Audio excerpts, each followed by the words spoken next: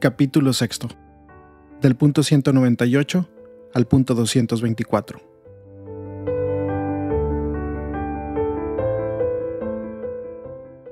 Diálogo y amistad social.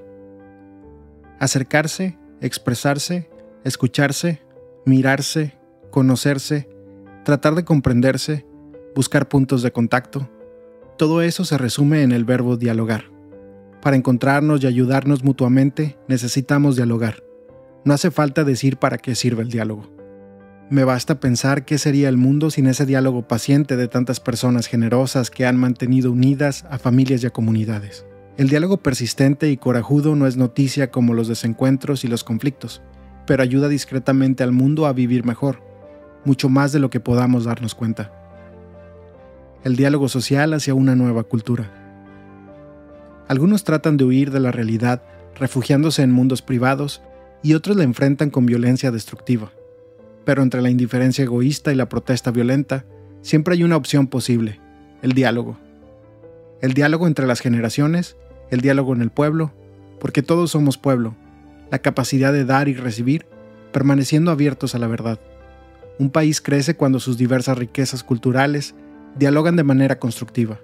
La cultura popular, la universitaria, la juvenil, la artística, la tecnológica, la cultura económica, la cultura de la familia y de los medios de comunicación.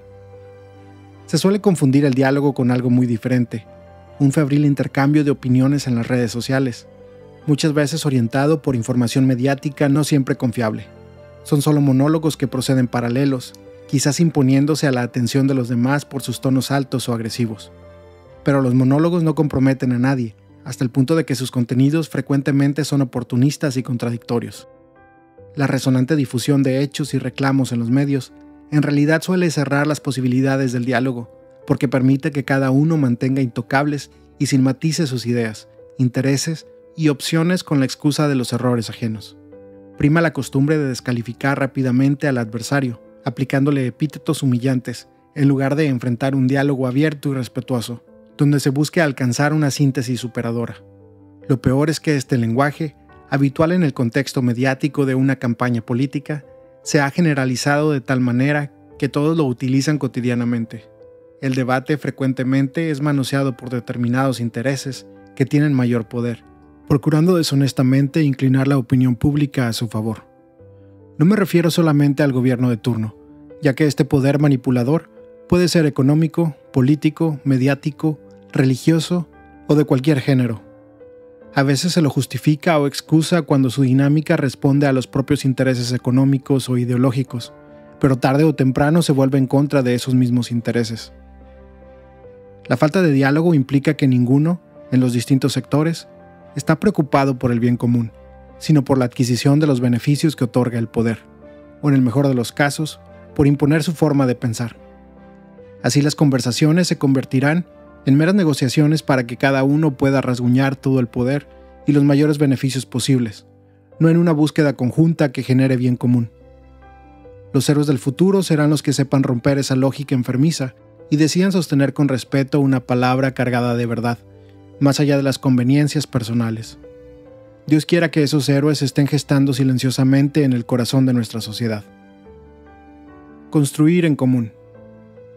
El auténtico diálogo social supone la capacidad de respetar el punto de vista del otro, aceptando la posibilidad de que encierre algunas convicciones o intereses legítimos. Desde su identidad, el otro tiene algo para aportar, y es deseable que profundice y exponga su propia posición para que el debate público sea más completo todavía.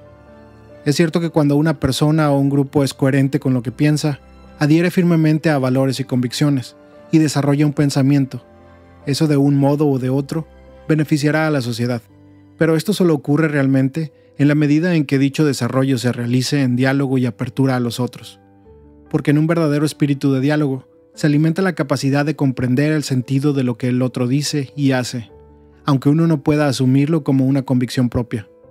Así se vuelve posible ser sinceros, no disimular lo que creemos, sin dejar de conversar, de buscar puntos de contacto y sobre todo de trabajar y luchar juntos. La discusión pública, si verdaderamente da espacios a todos y no manipula ni esconde información, es un permanente estímulo que permite alcanzar más adecuadamente la verdad, o al menos expresarla mejor. impide que los diversos sectores se instalen cómodos y autosuficientes en su modo de ver las cosas y en sus intereses limitados. Pensemos que las diferencias son creativas, crean tensión, y en la resolución de una tensión está el progreso de la humanidad. Hoy existe la convicción de que además de los desarrollos científicos especializados, es necesaria la comunicación entre disciplinas, puesto que la realidad es una, aunque pueda ser abordada desde distintas perspectivas y con diferentes metodologías. No se debe soslayar el riesgo de que un avance científico sea considerado el único abordaje posible para comprender algún aspecto de la vida, de la sociedad y del mundo. En cambio, un investigador que avanza con eficiencia en su análisis e igualmente está dispuesto a reconocer otras dimensiones de la realidad que él investiga, gracias al trabajo de otras ciencias y saberes, se abre a conocer la realidad de manera más íntegra y plena. En este mundo globalizado, los medios de comunicación pueden ayudar a que nos sintamos más cercanos los unos de los otros, a que percibamos un renovado sentido de unidad de la familia humana que nos impulse a la solidaridad y al compromiso serio por una vida más digna para todos. Pueden ayudarnos en esta tarea, especialmente hoy, cuando las redes de la comunicación humana han alcanzado niveles de desarrollo inauditos. En particular, Internet puede ofrecer mayores posibilidades de encuentro y de solidaridad entre todos, y esto es algo bueno.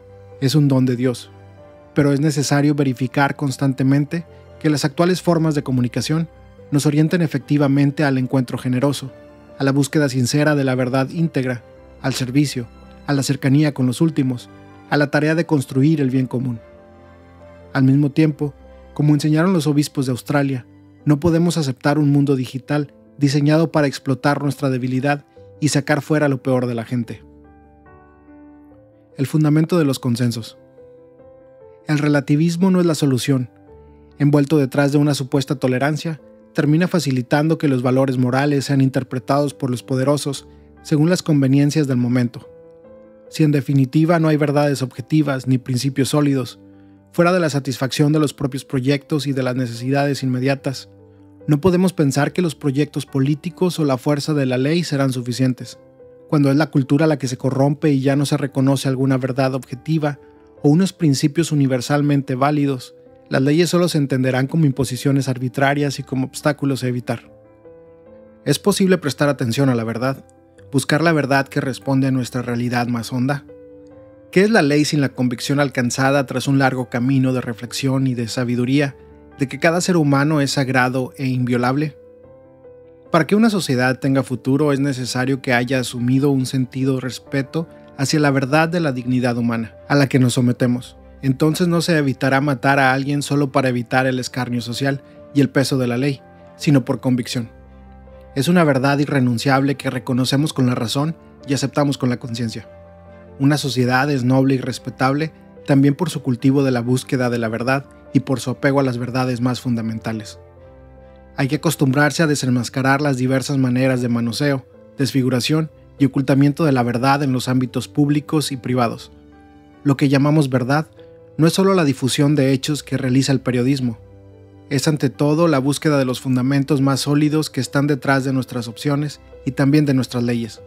Esto supone aceptar que la inteligencia humana puede ir más allá de las conveniencias del momento y captar algunas verdades que no cambian, que eran verdad antes de nosotros y lo serán siempre. Indagando la naturaleza humana, la razón descubre valores que son universales, porque derivan de ella. De otro modo, no podría suceder quizás que los derechos humanos fundamentales, hoy considerados infranqueables, sean negados por los poderosos de turno, luego de haber logrado el consenso de una población adormecida y amedrentada. Tampoco sería suficiente un mero consenso entre los distintos pueblos, igualmente manipulable. Ya tenemos pruebas de sobra de todo el bien que somos capaces de realizar, pero al mismo tiempo tenemos que reconocer la capacidad de destrucción que hay en nosotros. El individualismo indiferente y despiadado en el que hemos caído no es también resultado de la pereza para buscar los valores más altos que vayan más allá de las necesidades circunstanciales. Al relativismo se suma el riesgo de que el poderoso o el más hábil termine imponiendo una supuesta verdad. En cambio, ante las normas morales que prohíben el mal intrínseco no hay privilegios ni excepciones para nadie. No hay ninguna diferencia entre ser el dueño del mundo o el último de los miserables de la tierra. Ante las exigencias morales somos todos absolutamente iguales. Lo que nos ocurre hoy y nos arrastra es una lógica perversa y vacía. es que hay una asimilación de la ética y de la política a la física. No existen el bien y el mal en sí, sino solamente un cálculo de ventajas y desventajas. El desplazamiento de la razón moral trae como consecuencia que el derecho no puede referirse a una concepción fundamental de justicia, sino que se convierte en el espejo de las ideas dominantes. Entramos aquí en una degradación, ir nivelando hacia abajo por medio de un consenso superficial y negociador. Así, en definitiva, la lógica de la fuerza triunfa. El consenso y la verdad. En una sociedad pluralista, el diálogo es el camino más adecuado para llegar a reconocer aquello que se debe ser siempre afirmado y respetado, y que está más allá del consenso circunstancial. Hablamos de un diálogo que necesita ser enriquecido e iluminado por razones, por argumentos racionales, por variedad de perspectivas, por aportes de diversos saberes y puntos de vista, y que no excluye la convicción de que es posible llegar a algunas verdades elementales que deben y deberán ser siempre sostenidas. Aceptar que hay algunos valores permanentes, aunque no siempre sea fácil reconocerlos, otorga solidez y estabilidad a una ética social. Aun cuando los hayamos reconocido y asumido, gracias al diálogo y al consenso, vemos que estos valores básicos están más allá de todo consenso. Los reconocemos como valores trascendentes a nuestros contextos y nunca negociables. Podrá crecer nuestra comprensión de su significado y alcance, y en ese sentido el consenso es algo dinámico, pero en sí mismos son apreciados como estables por su sentido intrínseco. Si algo es siempre conveniente para el buen funcionamiento de la sociedad, ¿no es porque detrás de eso hay una verdad permanente que la inteligencia puede captar? En la realidad misma del ser humano y de la sociedad, en su naturaleza íntima, hay una serie de estructuras básicas que sostienen su desarrollo y su supervivencia. De allí se derivan determinadas exigencias que pueden ser descubiertas gracias al diálogo, si bien no son estrictamente fabricadas por el consenso. El hecho de que ciertas normas sean indispensables para la misma vida social es un indicio extremo de que son algo bueno en sí mismo. Por consiguiente, no es necesario contraponer la conveniencia social, el consenso y la realidad de una verdad objetiva. Estas tres pueden unirse armoniosamente cuando a través del diálogo las personas se atreven a llegar hasta el fondo de una cuestión. Si hay que respetar en toda situación la dignidad ajena, es porque nosotros no inventamos o suponemos la dignidad de los demás, sino porque hay efectivamente en ellos un valor que supera las cosas materiales y las circunstancias, y que exige que se les trate de otra manera. Que todo ser humano posee una dignidad inalienable es una verdad que responde a la naturaleza humana, más allá de cualquier cambio cultural. Por eso el ser humano tiene la misma dignidad inviolable en cualquier época de la historia, y nadie puede sentirse autorizado por las circunstancias a negar esta convicción o a no obrar en consecuencia. La inteligencia puede entonces estructurar en la realidad de las cosas a través de la reflexión, de la experiencia y del diálogo, para reconocer en esa realidad que la trasciende la base de ciertas exigencias morales universales. A los agnósticos, este fundamento podrá parecerles suficiente para otorgar una firme y estable validez universal a los principios éticos básicos y no negociables, que pueda impedir nuevas catástrofes. Para los creyentes, esa naturaleza humana, fuente de principios éticos, ha sido creada por Dios, quien en definitiva otorga un fundamento sólido a esos principios. Esto no establece un fijismo ético ni da lugar a la imposición de algún sistema moral, puesto que los principios morales, elementales y universalmente válidos pueden dar lugar a diversas normativas prácticas.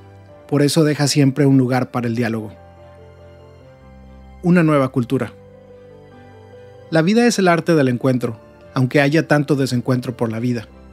Reiteradas veces he invitado a desarrollar una cultura del encuentro, que vaya más allá de las dialécticas que enfrentan. Es un estilo de vida tendiente a conformar ese poliedro que tiene muchas facetas, muchísimos lados, pero todos formando una unidad cargada de matices, ya que el todo es superior a la parte. El poliedro representa una sociedad donde las diferencias conviven complementándose, enriqueciéndose e iluminándose recíprocamente, aunque esto implique discusiones y prevenciones. Porque de todo se puede aprender algo. Nadie es inservible, nadie es prescindible. Esto implica incluir a las periferias. Quien está en ellas tiene otro punto de vista, ve aspectos de la realidad que no se reconocen desde los centros de poder, donde se toman las decisiones más definitorias. El encuentro hecho cultura. La palabra cultura indica algo que ha penetrado en el pueblo, en sus convicciones más entrañables y en su estilo de vida. Si hablamos de una cultura en el pueblo, eso es más que una idea o una abstracción. Incluye las ganas, el entusiasmo y finalmente una forma de vivir que caracteriza a ese conjunto humano. Entonces, hablar de cultura del encuentro significa que como pueblo nos apasiona intentar encontrarnos, buscar puntos de contacto, tender puentes, proyectar algo que incluya a todos. Esto se ha convertido en deseo y en estilo de vida.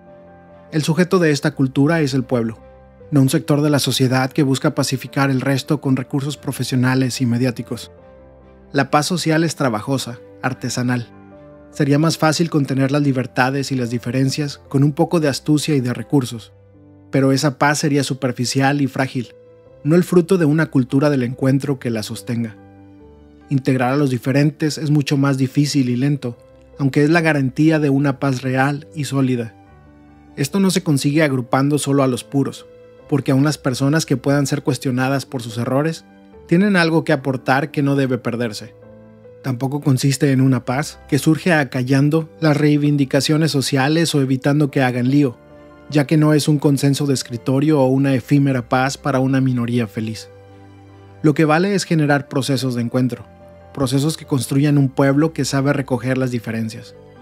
Armemos a nuestros hijos con las armas del diálogo, enseñémosles la buena batalla del encuentro. El gusto de reconocer al otro.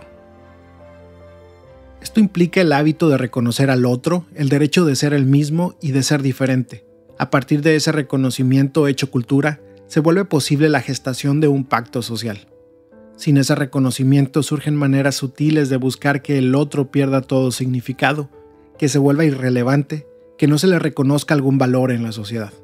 Detrás del rechazo de determinadas formas visibles de violencia, suele esconderse otra violencia más solapada, la de quienes desprecian al diferente, sobre todo cuando sus reclamos perjudican de algún modo los propios intereses.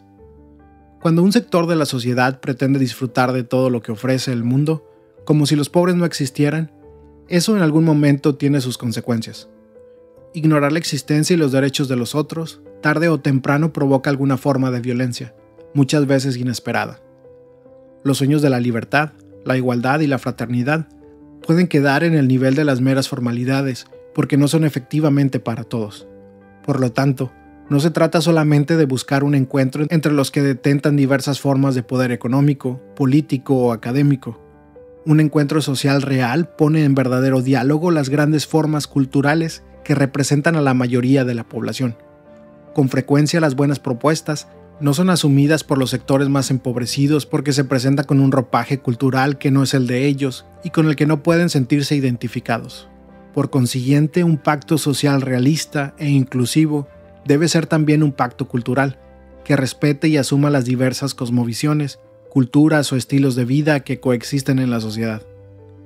Por ejemplo, los pueblos originarios no están en contra del progreso, si bien tienen una idea de progreso diferente, muchas veces más humanista que la de la cultura moderna de los desarrollados.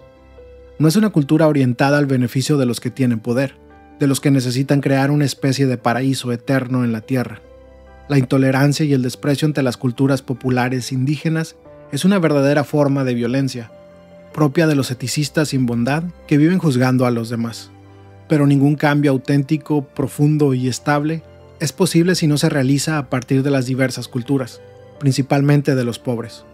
Un pacto cultural supone renunciar a entender la identidad de un lugar de manera monolítica y exige respetar la diversidad ofreciéndole caminos de promoción y de integración social. Este pacto también implica aceptar la posibilidad de ceder algo por el bien común. Ninguno podrá tener toda la verdad ni satisfacer la totalidad de sus deseos, porque esa pretensión llevaría a querer destruir al otro negándole sus derechos. La búsqueda de una falsa tolerancia tiene que ceder paso al realismo dialogante, de quien cree que debe ser fiel a sus principios, pero reconociendo que el otro también tiene el derecho de tratar de ser fiel a los suyos. Es el auténtico reconocimiento del otro, que solo el amor hace posible, y que significa colocarse en el lugar del otro para descubrir qué hay de auténtico, o al menos de comprensible, en medio de sus motivaciones e intereses. Recuperar la amabilidad. El individualismo consumista provoca mucho atropello. Los demás se convierten en meros obstáculos para la propia tranquilidad placentera. Entonces se los termina tratando como molestias y la agresividad crece. Esto se acentúa y llega a niveles exasperantes en épocas de crisis, en situaciones catastróficas, en momentos difíciles donde sale a plena luz el espíritu del sálvese quien pueda. Sin embargo, todavía es posible optar por el cultivo de la amabilidad. Hay personas que lo hacen y se convierten en estrellas en medio de la oscuridad. San Pablo mencionaba un fruto del Espíritu Santo con la palabra griega Christotes, que expresa un estado de ánimo que no es áspero, rudo, duro, sino afable, suave, que sostiene y conforta. La persona que tiene esta cualidad ayuda a los demás a que su existencia sea más soportable, sobre todo cuando cargan con el peso de sus problemas, urgencias y angustias. Es una manera de tratar a otros que se manifiesta de diversas formas, como amabilidad en el trato, como un cuidado para no herir con las palabras o gestos, como un intento de aliviar el peso de los demás. Implica decir palabras de aliento que reconfortan, que fortalecen, que consuelan, que estimulan, en lugar de palabras que humillan, que entristecen, que irritan, que desprecian. La amabilidad es una liberación de la crueldad que a veces penetra las relaciones humanas, de la ansiedad que no nos deja pensar en los demás, de la urgencia distraída que ignora que los otros también tienen derecho a ser felices. Hoy no suele haber ni tiempo ni energías disponibles para detenerse a tratar bien a los demás, a decir permiso, perdón, gracias. Pero de vez en cuando aparece el milagro de una persona amable que deja a un lado sus ansiedades y urgencias para prestar atención, para regalar una sonrisa, para decir una palabra que estimule, para posibilitar un espacio de escucha en medio de tanta indiferencia. Este esfuerzo, vivido cada día, es capaz de crear esa convivencia sana que vence las incomprensiones y previene los conflictos. El cultivo de la amabilidad no es un detalle menor, ni una actitud superficial o burguesa, puesto que supone valoración y respeto. Cuando se hace cultura en una sociedad, transfigura profundamente el estilo de vida, las relaciones sociales, el modo de debatir y de confrontar ideas. Facilita la búsqueda de consensos y abre caminos donde la exasperación destruye todos los puentes.